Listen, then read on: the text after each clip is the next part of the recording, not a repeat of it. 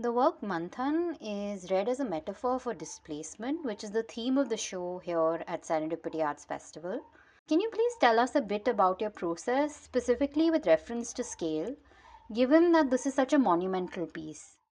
So I think first of all, in terms of scale, I was already working on a smaller iteration of this work when I had my first meeting with the Liverpool Biennial. And since this year's Biennial's theme was based on the transatlantic slave trade and how Liverpool was central to the empires, to the slave trade, basically, because it was like the port capital of the empire. And all the slave ships would dock in Liverpool, and all the trading would basically be centered around Liverpool. And all the buildings, and in fact, there are traces, literal or indirect, in all the buildings of Liverpool of the past 2 centuries, that how they are made with slave money. So the biennial is sort of trying to reflect on that, and the theme was bedrock, which sort of refers to the physical and the social fabric, a bedrock of existence, that forms the foundation of all human existence. And after the initial meeting, I proposed the work manthan to them because, interestingly, as we know that the whole idea of white supremacy or racial supremacy, or caste systems, where it's considered that it's a divine doctrine that governs the superior and the inferior races. So, which is also prevalent in stories in Hindu mythology. Ironically, we've always been taught or oriented to side with the good guys, aka the devas, the devatas, and how they were in the right, and there was this another demographic, another group of beings called the asuras, who we were always oriented to see in the wrong, that everything they did and whatever everything about them was wrong. But in this exceptional story of churning of the ocean, uh, exceptional because they decide to collaborate, you know, who are, and in every other story they're in a constant conflict for power. But in this particular story, they decide to collaborate, and then we know how every loot, every treasure, that every superpower, everything that comes out of the churning of the ocean, it mostly goes to the devas, and the asuras do, go home empty handed. And for the longest time in my life, I said, yeah, that's cool, they don't deserve you know but I guess the times that we live in today, I should say, so I'm a Hindu, Vaishnav, Baniya, Rajasthani, upbringing in Jaipur, and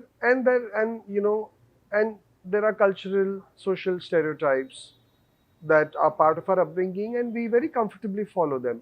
But I think, given the times that we are in today, it's become so important to have objective conversations, reflect on everything that exists, and which also sort of took me back to the story to, for once, empathize with the Asuras. That what if, I mean, they just lost everything. They lose the battle, they don't get the nectar, they are lured, they are seduced, they are fooled. It's almost reminds me of say how slave trade in Africa was happening, how Indian cotton industry is destroyed. So all these kind of things make you think that, and the people who are doing it, they think they're in the right. It's okay to do that. So I suggested these ideas to the curatorial team of the biennial, and so that's how the commission comes into place. And the other side of this is also, so while we're talking about racial divides, the slave trade also involved exchange of a lot of indigenous growth. There's tea involved, there's cotton involved, there are spices involved, so all those kind of things, and how there can be parallels again with things that come out of ocean. So it also kind of becomes a story of first story of ocean mining. It also becomes a story of exploitation of natural resources, because interestingly, a snake and a mountain are used as objects used for the mining operation. So everything has this duality to it that we can look at. And so the snake and the mountain became the motifs for the work. And another side to this was that both the cities have shared colonial histories, of course, and Jaipur, incidentally, also recently received a UNESCO heritage site. And I live in Jaipur. I'm based in Jaipur. And Liverpool recently lost their UNESCO heritage.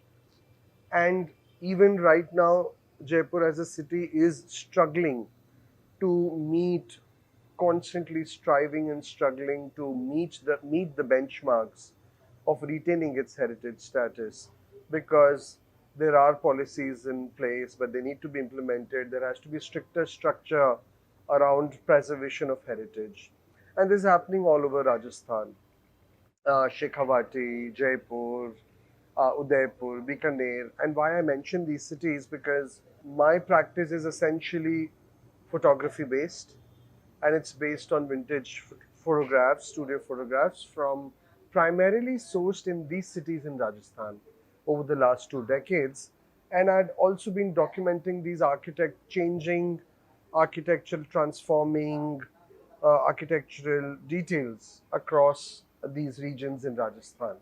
So there's a very direct connection between the spaces, the aesthetic of the spaces, and from where these images came. So, in the form of the snake, you see a large institutional photograph. Incidentally, in the story, it's supposed to be a thousand-headed snake, and those thousand heads come to be depicted through a collage of these found images. And then there are other parts of the surface that are juxtapositions of these architectural details that I mentioned that I've been documenting.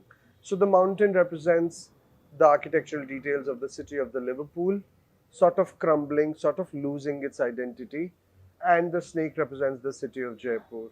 So that kind of an interaction between two distinct aesthetics, between two distinct geographies with a very common bedrock, so to speak, that we try to reflect upon through the work Manthan. So the idea of iteration, because the Varaha as a avatar, as it were, and these images also then taking on these different iterations or these different histories. I was wondering if you tell us a bit about your approach to these material histories, where not only are you looking at the found images of Govind Ram or Uday Ram, but you're also looking at the oleographic textile label. We should even talk about those wooden frames. So, it's obvious that these Havelis that need to be preserved, that get demolition, and all the saman, everything that comes out of them, including these photo frames, and how they get dispersed or disseminated in the secondary market, in the flea markets, and kabad and everything, and before they reach me. So, the textile labels, the colonial chintz textiles, other curios, photographs. So, all these things, they sort of keep coming out from such houses and spaces of historical importance.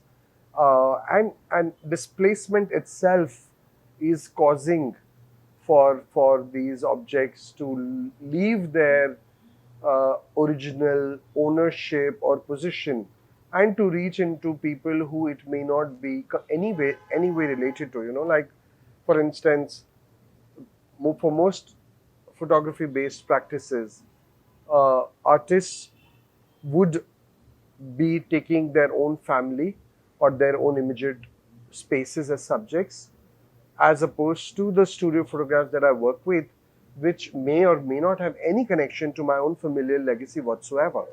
And that itself becomes a strange kind of displacement. Like, for example, I remember 10 years ago in a show, an old lady comes to one of the group photographs and she says, "That's my grandfather."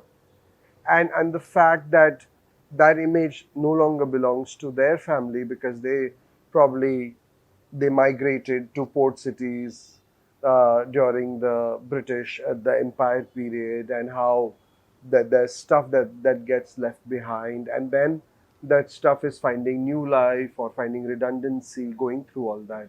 Someone with this interest in that side, and that sort of that invest as someone who's so invested and have these daily close encounters with it that have been documented. And for as long as I've had my image based practice, which was mostly wall mounted pieces, I wanted to also be able to work around the spaces from which these images would come, the textures, the ornamentations, the various details of those spaces. So somehow through this new sculptural language, I'm able to bring those aspects, those extensions of these images in terms of those spaces and materials. And another thing I should share is uh, during the pandemic, I think all of us had a lot of reflection, and there was a lot of talk of climate change. There was a lot of talk about rising water levels, and there was a situation in Chennai, and one in Bangalore, and how you want your art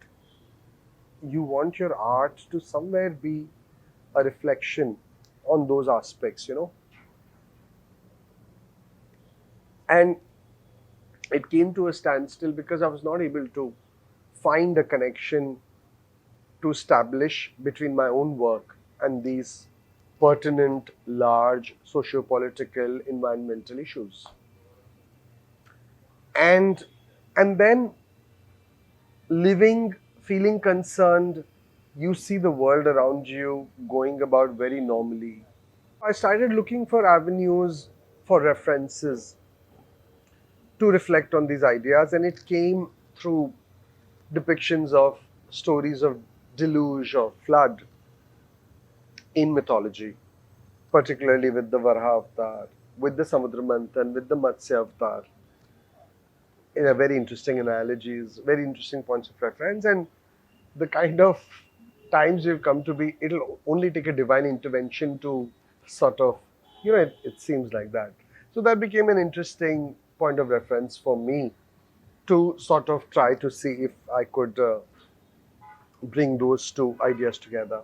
And also the fact that Varaha, the wild boar, a subterranean animal, not really considered like a horse or an elephant, who are considered, again there are racial there are divisions in which animals are considered, but our mythology is so interesting. It elevates every being, every, like our main god is a black skinned, dark skinned man. So if we only look deep enough, it's a very, very inclusive ancient system that can be easily misinterpreted, but it's full of these lovely little details. I wanted to come back to the idea of approaching mythology either with a sense of irony or trying to subvert what these other mainstream narratives are now. Even with this piece, you talked about how you're referring to Minecraft. So I was thinking about how then new media technologies feed into the language. This analog 8-bit pixelation has always been a fixation for me. You know, it's been there in my practice ever since I saw this image on Aaj of a censored face. You know, and it looked like a great science fiction image. The entity of the future will be part pixels, part flesh and blood, and it just really got deeply embedded. And I would, I'm not really trying to subvert.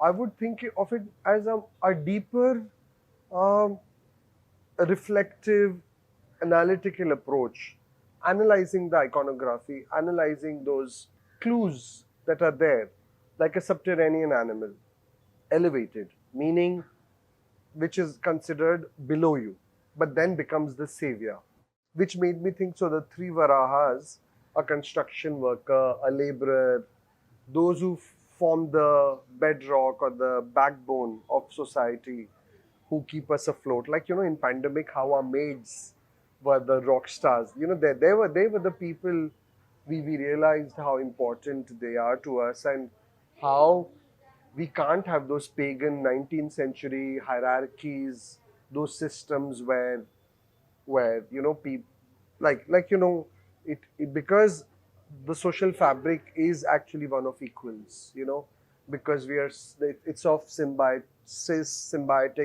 interdependence, and that's what I try to explore in my iterations of the Varahas, that how those communities, that symbiosis that exists, even the foundation of the city of Jaipur, which becomes a constant source of reference.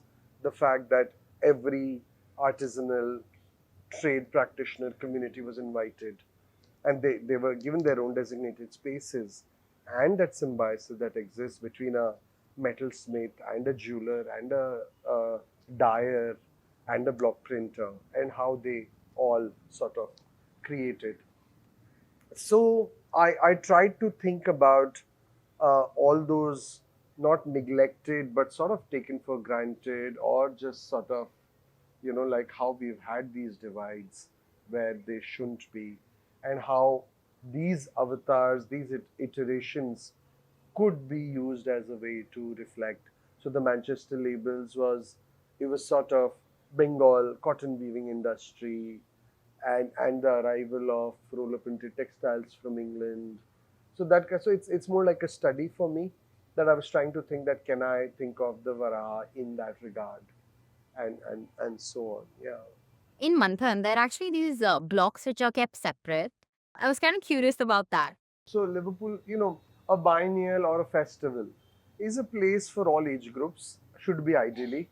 Usually the kids are dragged and they have nothing to do, as their parents drag them through art piece or art piece, unless a kid finds a cartoon or something bright and pop that draws their attention. So the biennial team wanted something, because we're talking, the idea of bedrock and social fabric and inclusivity and everyone coming together, all of those factors. So we went down to those basic building blocks, this game, this universal thing that we all did in our formative years. And so we created a workshop called Post Manthan Interventions, and how we look at the work in a post Manthan state, that once they've all gone back home with their loots, their exploits, what becomes of the snake or the mountain, which are left in a dilapidated, completely exhaustive state, and how it's a bit far fetched, but how in a post war, a post calamitous scenario, how people come together and start rebuilding. So those building blocks were a symbolic way for everyone who comes to the show to come, and they, who's made the artwork. I mean, I'm also calling them found objects. I'm calling them post-truth found objects, and for me, the idea of not owning, having the ownership that I made it, but it's something, and it is found because, like, there is Minecraft, there is Islamic architectural details, there is all kinds of references that have just been, it's a pastiche, a juxtaposition of, it's like literally I've picked things from everywhere and sort of cooked this up.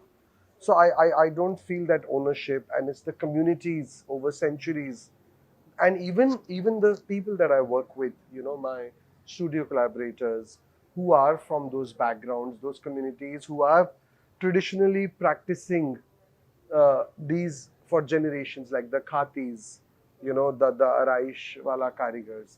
So it's a karigari of passed down from generations, and so all of that is coming together, and sort of, turning into these works. And that's where we thought those building blocks could also illustrate everyone coming together to put things together again. And it was beautiful. I have these big, little toddlers, 4 5 year olds, really enjoying spending a lot of time around the work.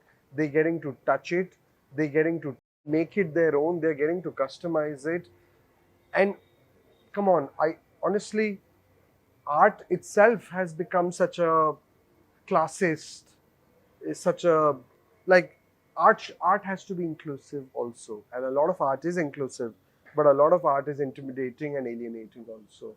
So we try to make it conceptual, but we are also trying to if we can make it inclusive and comprehensive in some way.